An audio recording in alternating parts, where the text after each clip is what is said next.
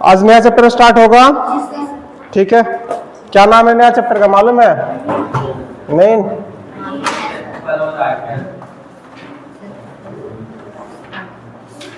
पृष्ठीय, अरे यहाँ नहीं दिखता होगा।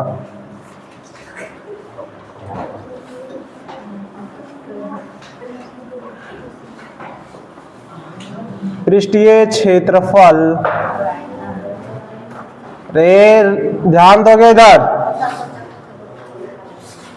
पृष्ठीय क्षेत्रफल और आयतन।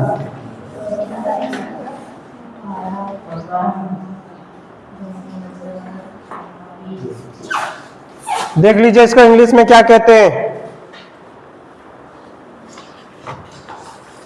Surface area and volume.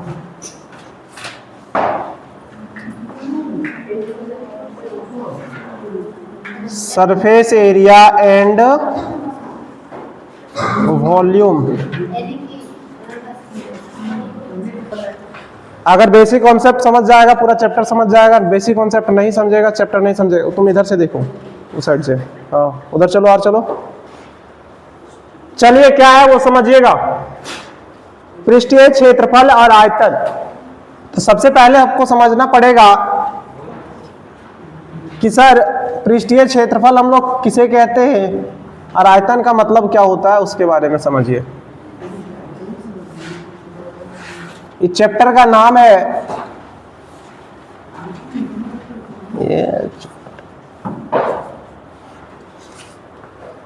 तो मान लीजिए कोई भी आकृति का हमको पृष्ठीय क्षेत्रफल निकालना है। यहां दो चीज पढ़ेंगे, TSA बता रहे इसका मतलब, और CSA, उसके बाद वॉल्यूम तो है। TSA का मतलब होता है टोटल सरफेस एरिया, मतलब कुल पृष्ठीय क्षेत्रफल, कुल पृष्ठीय क्षेत्रफल। यहां समझिएगा ध्यान से, टोटल सरफेस एरिया, यानी इसको हम लोग हिंदी में क्या लिख सकते हैं, कुल, अभी पूछेंगे खड़ा करके मारे उठा पटक देंगे अभी तो नहीं को बकलोलिया जैसे कटिया, जो पढ़ा रहे पढ़ने ही नहीं है। कुल पृष्ठीय क्षेत्रफल या इसी को कहते हैं संपूर्ण पृष्ठीय क्षेत्रफल, ठीक है। दोनों भाषा इसका यूज किया जाता है। लड़का तरफ से आ रहा है आवाज,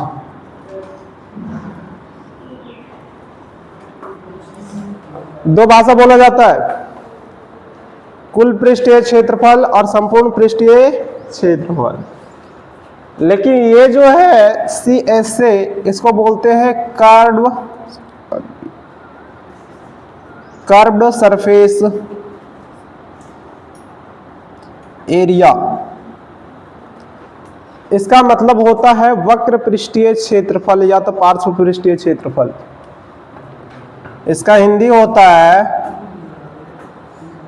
वक्र पृष्ठीय क्षेत्रफल, या तो इसको बोलते हैं पार्श्व, अरे ए बाबू मार खाएगा क्या? अगर लेना है तो पहले हमसे बता दो। पार्श्व पृष्ठीय क्षेत्रफल।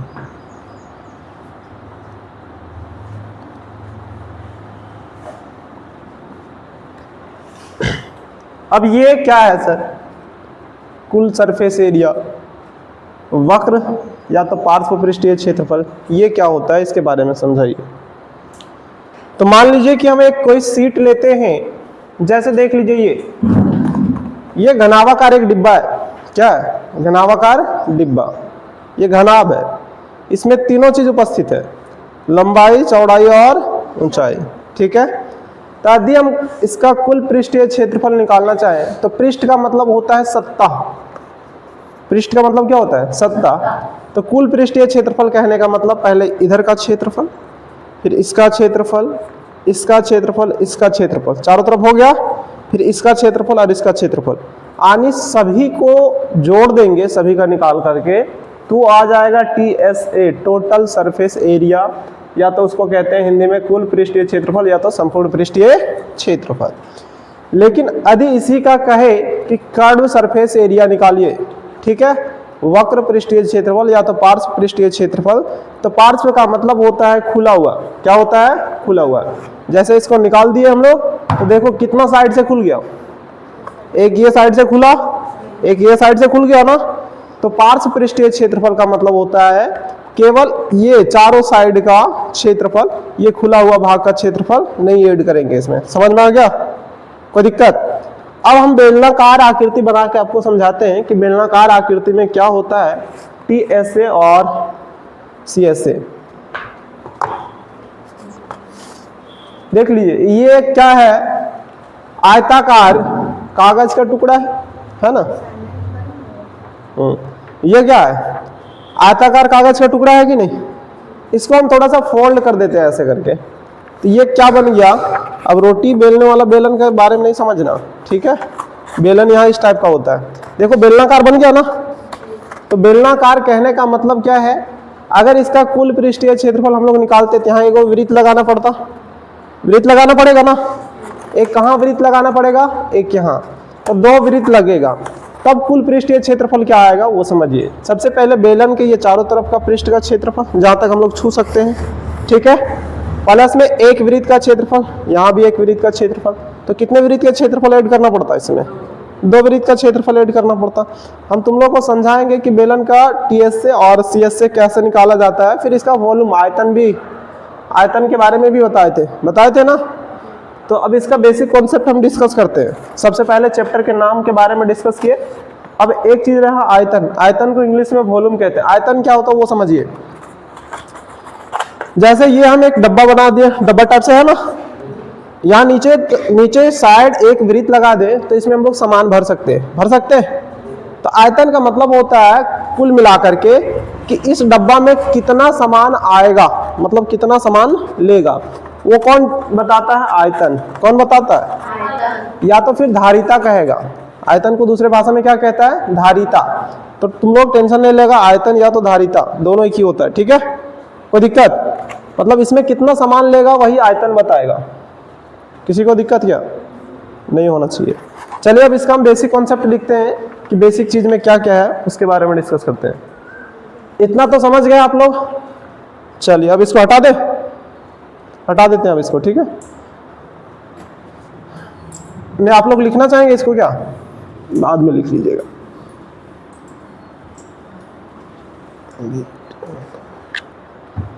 चलिए लिखिए, तो अब लिखना स्टार्ट कीजिएगा, हम बताते जाएंगे।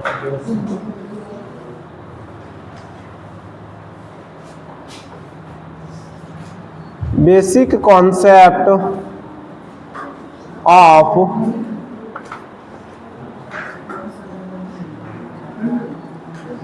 Surface area and volume.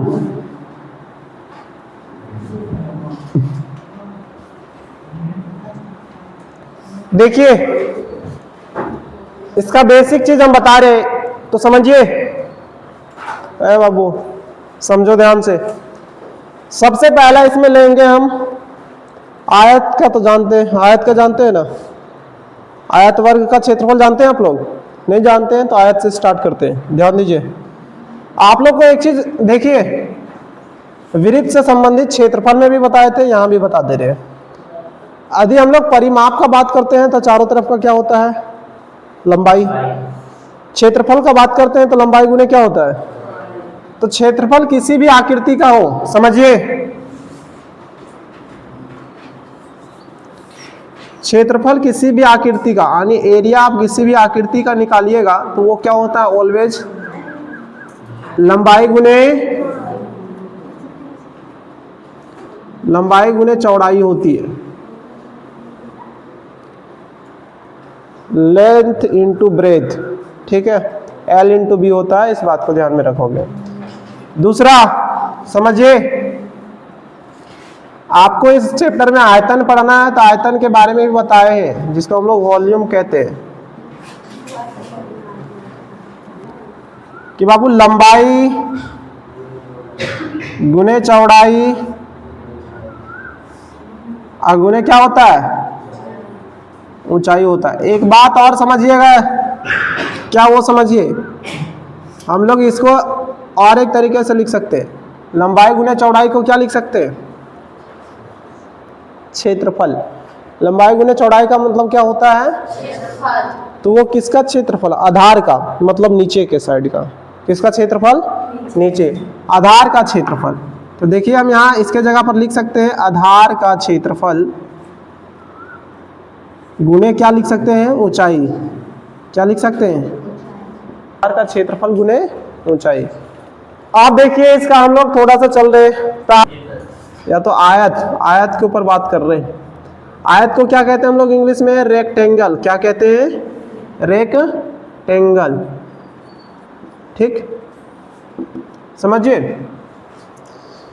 आयत का आमने सामने का भुजा क्या होता है, बराबर। अब प्रत्येक कोण कितना डिग्री का होता है, 90 डिग्री का। प्रत्येक कोण कितना डिग्री का होता है, 90 डिग्री का होता है। तो थोड़ा ध्यान दीजिएगा, आकृति हम बना रहे हैं।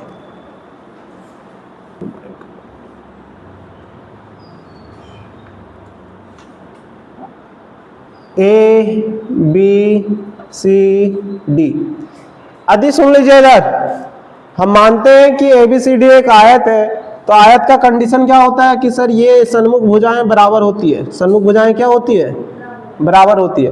प्रत्येक कोण कितना डिग्री का होता है बाबू, 90 डिग्री का। प्रत्येक कोण कितना डिग्री का होता है, आप समझिए हमारे बातों को। यदि हम आयत का लंबाई को L मान लें, कुछ भी माना जा सकता है, इस बात को ध्यान रखिएगा। यदि ये भुजा L है तो ये भी क्या होगा, L। दोनों क्या होगा, L। यदि ये B है तो ये भी क्या होगा, B। क्योंकि चौड़ाई को हम लोग क्या कहते हैं, ब्रेथ कहते हैं, इसलिए B से मान लिया। अब समझिए इसका क्षेत्रफल, इसका परिमाप, इसका विकर्ण अभी हम बताते हैं। ये क्या है, 2D आकृति है कि 3D, 2D है। 2D कहने का मतलब क्या है वो समझिए। जैसे ये कागज का सीट है, ये एक आयत है। क्या है, आयत। समझो कैसे आयत है, क्योंकि ये जो भुजा है वो इस भुजे के बराबर में है, और ये जो भुजा है वो इस भुजा के बराबर में। प्रत्येक कोण कितना डिग्री का एंगल बना रहा है, 90 डिग्री। यदि हम इसको क्या मान रहे हैं, L, और इसको क्या मान रहे हैं, B, तो जितना ये बराबर होगा उतना यही होगा ना। अगर 10 सेंटीमीटर का लंबा ये है तो ये भी 10 सेंटीमीटर का होगा। 4 सेंटीमीटर चौड़ा ये है तो ये भी 4 सेंटीमीटर का ही होगा ना। तो ये पूर्ण रूप से एक सीट जैसा है, आप समझिए, इसके बारे में समझना है। अब इसका यदि परिमाप का है तो परिमाप का मतलब क्या होता है कि सर यहाँ से यहाँ तक का लंबाई, फिर यहाँ से यहाँ तक का, चारों तरफ एक बार घूम जाएंगे, जितना लंबा होगा वो परिमाप कहलाएगा। फिर क्षेत्रफल क्या होता है, लंबाई गुने चौड़ाई कर देंगे, क्षेत्रफल निकल जाएगा। फिर इसका विकर्ण, तो विकर्ण कहाँ खींचा जाता है, अपोजिट शीर्षों के बीच, यानी सन्मुख शीर्षों के बीच। तो यहाँ से यहाँ तक खींचेंगे तो इसका विकर्ण क्या आएगा, उसके बारे में डिस्कस कर लेते हैं। तो थोड़ा सा देखिएगा। तो देखिए सबसे पहले इसका परिमाप लिखते हैं, आयत का परिमाप। तो देखिए आयत का परिमाप क्या होता है वो समझिए। परिमाप का मतलब होता है पेरीमीटर। कितना L है यहाँ बाबू, यहाँ से यहाँ तक घूमेंगे, फिर यहाँ से यहाँ तक जाएंगे, फिर यहाँ से यहाँ तक और यहाँ से यहाँ तक, एक चक्कर लगाएंगे टोटल। तो L प्लस क्या हो जाएगा, B plus L plus B है, यही ना होगा, अरे यही ना होगा। अब कितना L आ गया, एक और एक 2L प्लस 2B। यहाँ 2 कॉमन ले लें तो 2 ऑफ L प्लस B। आप लोग को डायरेक्ट पढ़ाया जाता है, कैसे आया, समझ में आ गया, कोई दिक्कत, ठीक। इसी को कहते हैं 2 ऑफ लंबाई प्लस चौड़ाई, 2 ऑफ लंबाई प्लस, इसी को कहा जाता है, ठीक। यहां लिख भी देते हैं कि जहां L बराबर लंबाई है, L बराबर क्या है, लंबाई, B बराबर क्या है, चौड़ाई है, ठीक। अब इसका अगर हम क्षेत्रफल का बात करें, समझिए इधर, इसका क्षेत्रफल का यदि हम बात करें तो ध्यान दीजिए, क्षेत्रफल क्या होता है, लंबाई गुने चौड़ाई।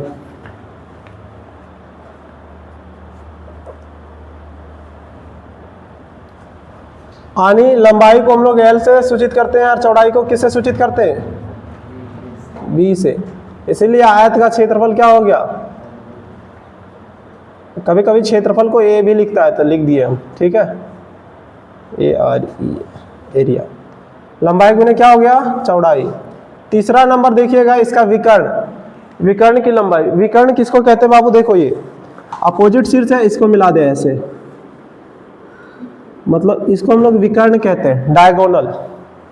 तो बताइए इसको डायगोनल यदि हम लोग कहते हैं तो इसका लंबाई कितना होगा, समझिए हमारी बातों को। ये 90 डिग्री के सामने वाला भुजा क्या कहलाएगा,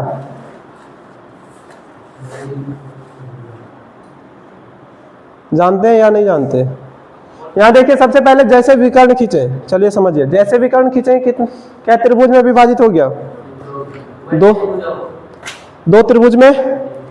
और कौन सा त्रिभुज है, समकोण त्रिभुज है ना, क्योंकि एक कोण तो 90 डिग्री है ही, तो समकोण त्रिभुज में हुआ। अब समकोण त्रिभुज का गुण तुम लोग जानता है कि पाइथागोरस प्रमेय होती है, वो क्या होती है, लंब का स्क्वायर प्लस आधार का स्क्वायर बराबर कर्ण का स्क्वायर होता है ना, होता है। तो यदि हम इसको हटा दे, इतना को मिटा दे, तो देखो तो ये समकोण त्रिभुज दिख रहा है, और इसमें कर्ण, कर्ण को ही क्या कर दिया, विकर्ण। विकर्ण नाम क्यों दिया वो समझिए, विकर्ण, समझिए, इसको डायगोनल कहते हैं। तो विकर्ण को हम लोग दो भाषा में तोड़ देते हैं, वी प्लस कर्ण। सर वी यहाँ क्यों लगाए, वी का मतलब होता है विखंडन करना, विखंडन कहने का मतलब टुकड़ों में बांटना। तो ये क्या कर रहा है, ये लाइन खींचे तो ये आयत कितने भागों में बट गया, दो भागों में, मतलब टुकड़ा कर दिया ना इसका, इसलिए वी उठा लिया, ठीक है। और ये क्या है, 90 डिग्री सामने वाला भुजा कर्ण होता है, इसलिए कर्ण जोड़ दिया, तो इसका नाम पड़ा था विकर्ण। कोई दिक्कत, समझ में आया? अब इसको कैसे निकाल सकते हैं वो समझिए। यहाँ हाइपोटेनस निकालना है ना, तो कैसे निकालेंगे वो समझिएगा। विकर्ण, विकर्ण को हम लोग डायगोनल कहते हैं, इसलिए डी से भी सूचित कर सकते हैं। अंडर रूट किसका स्क्वायर हो जाएगा, एल का स्क्वायर प्लस बी का स्क्वायर, यही ना होगा। चलिए इसके बारे में डिस्कस कर लिया, अब हम वर्ग के बारे में डिस्कस करते हैं। स्क्वायर समझिए, इधर लड़की पहले समझ लो। दूसरा आता है वर्ग, दूसरा क्या आता है बाबू, वर्ग। इंग्लिश में इसको क्या कहते हैं, स्क्वायर। इंग्लिश में इसको क्या कहते हैं हम लोग, स्क्वायर।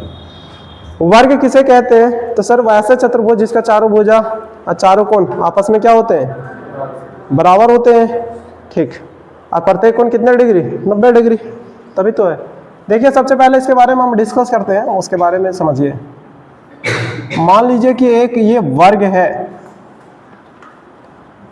क्या एक वर्ग, जैसे वर्ग हम कहें तो चारों भुजा क्या हो जाएगा, बराबर। चारों भुजा क्या हो जाएगा बाबू, बराबर। वर्ग के चारों भुजाएं बराबर होती है, क्या होती है, बराबर होती है। यदि हम एक भुजा को ए मान लें, एक भुजा को क्या मान लें, ए, तो सभी भुजाएं क्या हो जाएगी, ए हो जाएगा कि नहीं, होगा कि नहीं। अब उसके बाद में देखिए थोड़ा सा ध्यान से, अब जो हम बताने जा रहे हैं वो समझिए।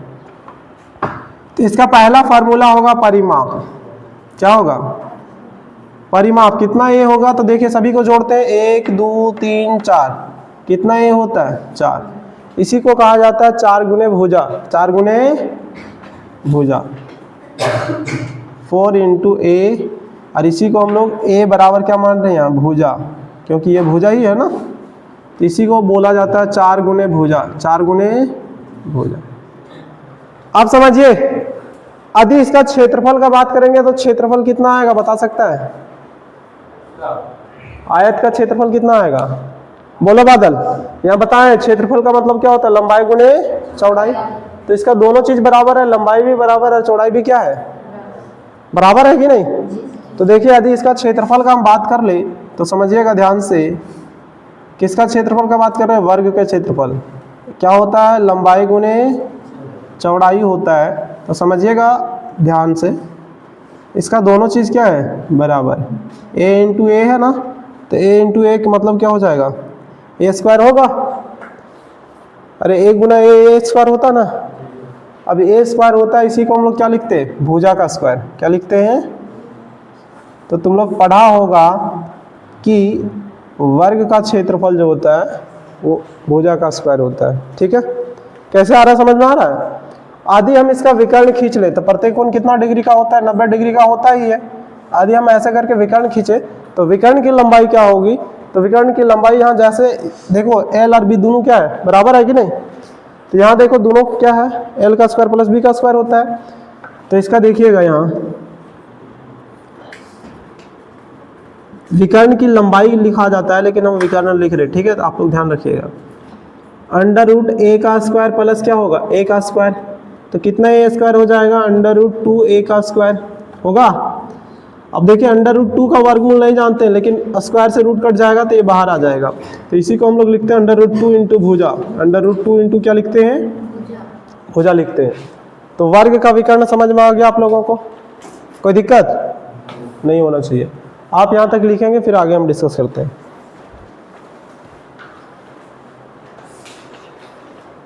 सबसे पहले क्या लिखा गया यहाँ, घनाभ। तो आप लोग को पता होना चाहिए घनाभ का सूत्र निकालने से पहले कि घनाभ किससे मिलकर के बना होता है। तो घनाभ जो होता है आयत से मिलकर के बनता है। किससे मिलकर के बनता है, आयत से। और घन जो है वो वर्ग से मिलकर के बना होता है, ठीक। तो जब ये आयत से मिलकर के बना होता है तो कितना आयत से मिलकर के बना होता है, कोई बता सकता है क्या, 2 आयत। कितने आयत से मिलकर के बना होता है, 6। कुल मिलाकर के कितना आयत होता है, 6। कैसे वो समझिए, समझाते हैं हम, ध्यान दीजिए। सबसे पहले आप देखेंगे तो ये घनाभ है। देखिए पहला आयत जैसा आगे है सेम ऐसा पीछे है, सेम टू सेम है ना, 2 को हो गया। दूसरा आयत ये जैसा यहाँ है वैसा यहाँ है, 4 को हो गया। तीसरा आयत जैसा यहाँ है वैसा यहाँ। कुल मिलाकर के आयत को गिनिए तो 1 2 3 4 5 और 1 6 आयत। कोई दिक्कत, अभी हम लोग इसके बारे में डिस्कस करेंगे, इसका सभी सूत्र लिखेंगे। सबसे पहले समझिए, इसको हम लोग एल नाम दे दिए। देखो इसको क्या दे दिए, एल। इसको क्या दिए, बी। चौड़ाई है ना, अरे क्या है, ऊंचाई है, इसको क्या नाम दिए, एच। ये 3D आकृति है, तीनों चीज है ना, लंबाई, चौड़ाई और ऊंचाई। नहीं देखेंगे, क्या क्या देखेंगे वो समझिए। सबसे पहले हम लोग देखेंगे, चलिए देख भी लेते हैं, परिमाप भी देख लेते हैं कि सर क्या होता है। यहां लिख देते हैं पहले। देखिए हम आकृति तो पहले बना रखे हैं, समझिए। यहां से एल, एल को क्या कहेंगे, एल को क्या कहेंगे जी, लंबाई। एल को क्या कहेंगे, लंबाई। बी को क्या कहेंगे, चौड़ाई। बी को क्या कहेंगे, और एच को क्या कहेंगे, ऊंचाई। एच को क्या कहेंगे, अब समझिए, जो समझाने जा रहे हैं वो समझिए। सबसे पहला आता है कि सर घनाभ का परिमाप। परिमाप कितना होता है, ध्यान दीजिए, 4FL + B + H। ये यानी जितना हम टैप मार सकते हैं, तो देखिए किस किस किनारे पर टैप मार सकते हैं जो कवर हो जाएगा। अगर हम एक बार इससे घूम जाए, यहाँ से यहाँ तक टैप मार सकते हैं, तो ये 2 कोना को कवर कर रहा है। फिर यहाँ से यहाँ तक घूमे, यहाँ भी टैप मार सकते हैं, ये भी 2 कोना को कवर कर रहा है। फिर यहाँ से यहाँ तक आए, ये तीसरा कोना और ये चौथा कोना। तो 4 से मल्टीपल कर देंगे L × B × H को, तो क्या हो जाएगा, इसका परिमाप निकल जाएगा। चलो अब समझो, ये तो बात कर लिए। अब हम किसका बात करेंगे, घनाभ का कुल पृष्ठीय क्षेत्रफल का। समझिए,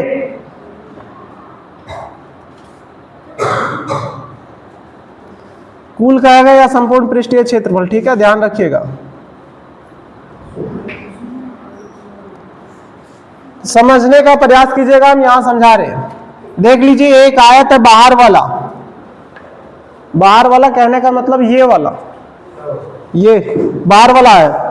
तो ये तो L है और ये क्या है, B। तो आयत का क्षेत्रफल क्या होता है, लंबाई गुणे, यानी पहला L × B। तो देखिए इधर समझिए, अब तो एक आयत, इधर वाला का क्षेत्रफल उतना हुआ, तो क्या पीछे वाला का भी सेम होगा?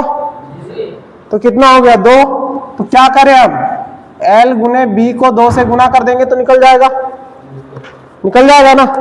ठीक, अब ये तो L है और ये क्या है? B।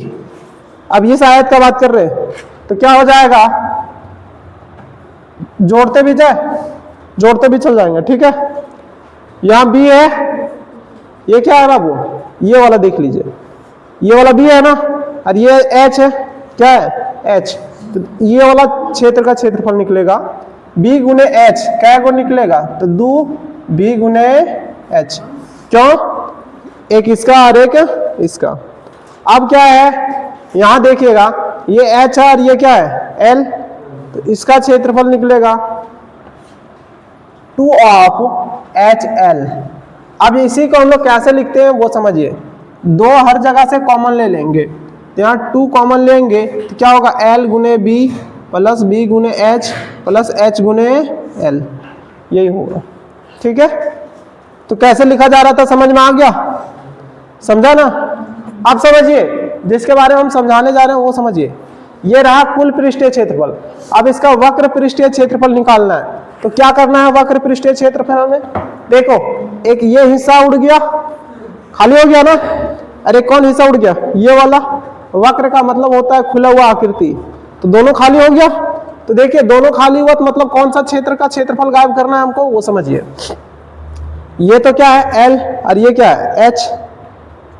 तो दोनों तो हट गया ना, दोनों हटा नहीं, कौन हट रहा? ये वाला, ये वाला हटा ना। तो समझिएगा थोड़ा सा ध्यान से कि क्या होगा वो समझिए।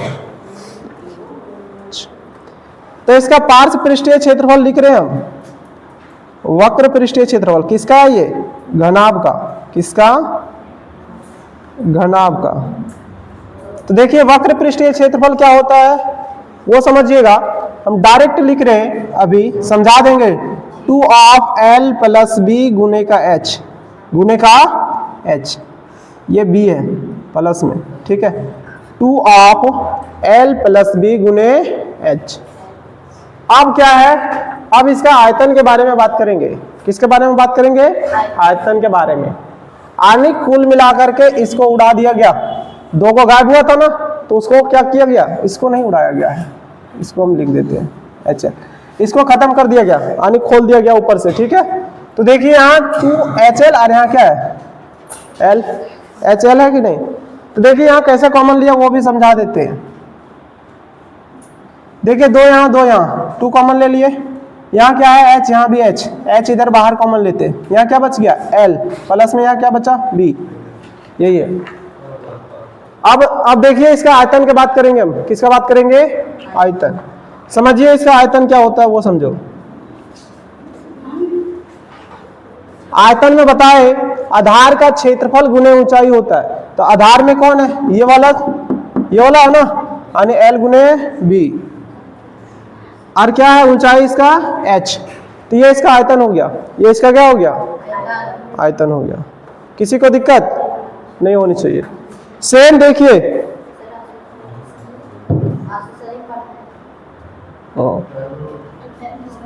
एक और इसका विकर्ण देख लीजिए कि सर विकर्ण क्या होती है इसका, उसके बात कर रहे हैं।